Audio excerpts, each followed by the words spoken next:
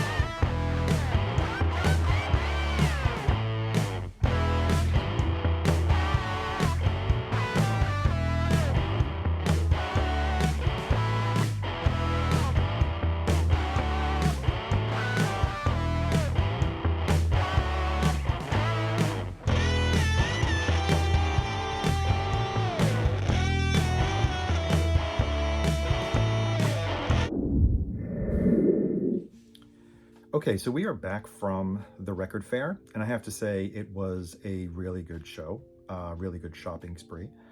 I got in at 8 o'clock with the early admission. I usually tend to prefer paying extra for the early admission because you get a chance to browse around for 2 hours with less people, and first of all, you get a crack at some of the vendors before everyone else does. And there was one vendor in particular that I wanted to have a first look at once, when it opened. He goes by the name of Matt G, and he has these original UK pressings, which are pretty amazing. If you saw the flip video, you'll see a couple of the things that he had at the show. But sadly enough, I didn't. the items that I really was looking at were a bit out of my price range, so I sadly had to pass on some of them. But moved along to another vendor which I had shopped from before at the Astoria Record Fair back in November in Astoria, Queens, and that is Slip Disc. And I bought quite a few things there. First, I'd like to show you the 4 Tom Waits albums that I got, starting off with The Heart of Saturday Night, which is Tom Waits' second album. He still hasn't developed at this point that deep, gravelly voice that he has on his later records. I want to say starting probably from the next album after this one. Still at this time heavily influenced by jazz. Music is kind of like your late night jazz club. Great songwriting. Tom Waits, I think, is one of, I don't think he gets recognized quite as he should for his songwriting. I think it's up there with some of the great American songwriters. So after getting the Heart of Saturday Night, I also got Foreign Affairs, still in the same vein of, you know, very jazz influenced. All of these are Asylum originals. Blue Valentine, another great album by him, and his last album on Asylum, which was Heart Attack and Vine. After this, Tom Waits moved on to record for Island Records and started to experiment a lot more with music genres. He went into more vaudeville influenced rock, blues, and kind of moved away a bit from your typical jazz influenced only type of music. Definitely an artist worth checking out if you haven't. Just amazing songwriting and very quirky. You've probably seen him in his appearances in Jim Jarmusch movies and maybe a Coen Brothers movie or two. So those were great finds for Tom Waits. There, I also purchased something that I didn't see myself buying. I always wanted to investigate this band on vinyl. I don't have anything on vinyl by them. And you know how sometimes you have a list of things that you're looking for at a record store, but then as you're browsing along comes something that wasn't on your list that is too good to pass up. And that's the case of this next one. An original UK pressing, first pressing of Bauhaus, The Sun's Gone Out. This is their 3rd album. And for those of you who are not familiar with Bauhaus, heavily inspired, at least when it comes to their singing. Peter Murphy, heavily inspired by David Bowie. They're kind of they are probably the godfathers of goth. A bit glam influenced at times. This is their 3rd album. They only made one more album after this, and they disbanded. They were about to reform, but Peter Murphy never showed up, and the other members of the group, Daniel Ash and David J. and the drummer, whose name I forget right now, ended up forming Love and Rockets and continued their musical endeavors, where Peter Murphy embarked on a solo career, and not before teaming up with Mick Karn from Japan and on the Deli's Car project. Also, great album if you don't know that. But this was a great find. Again, mint condition, inner sleeve, first pressing. This was a great addition. And lastly, at Slip Disc's table, I picked up the only album I was missing from Talking Heads, which is their debut album, only original album I was missing. Original first press, US with inner sleeve. And this is a Talking Heads, still more rock-based, not yet quite influenced by the polyrhythm, the African polyrhythms, or by the funk that later appeared in their subsequent records. So this one has Psycho Killer. And that wraps up my shopping spree at Slip Disc. So Three other records that I picked up, still in the vein of Talking Heads. I happened to come across two pressings of Tom Tom Club. First table had it for $20. Sometimes you need to reassess and just take a look around. I didn't feel like paying that much for a record that I had seen quite often. It's not that hard to get.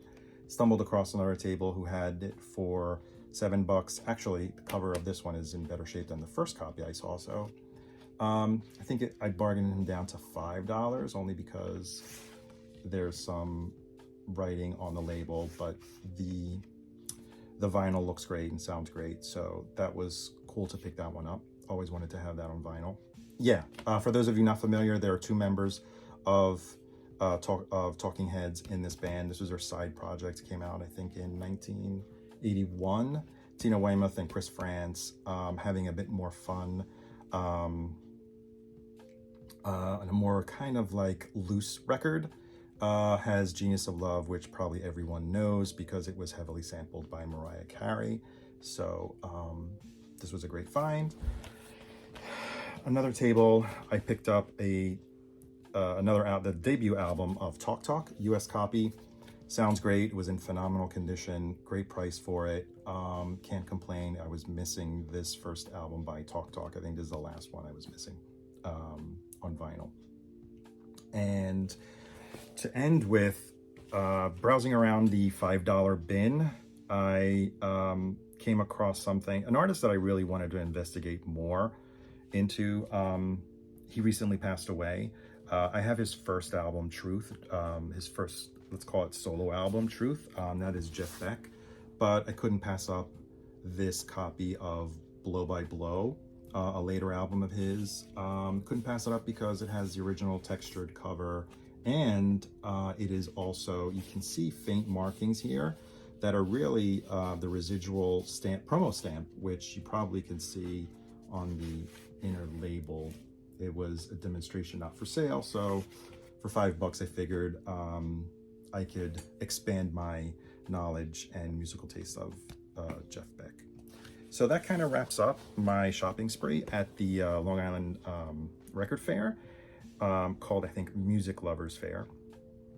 And there's one more thing that I don't know if you've seen my Vinyl Tag video, Vinyl Tag 2023, where one of the categories was one of the artists you're most complete in, and I showcased my Smiths collection. I'm a pretty serious Smiths collector, and in that video I mentioned that there are a few grails missing to my collection, and lo and behold, at the first table I went to, there was one of the grails that I was missing, and sadly I walked away without it because I didn't see myself paying that much money for a 12-inch, only because it has an alternate cover.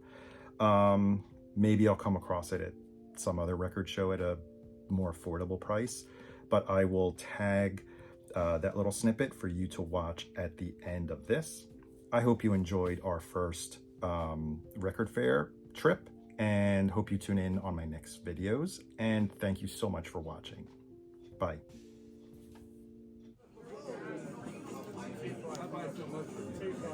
What?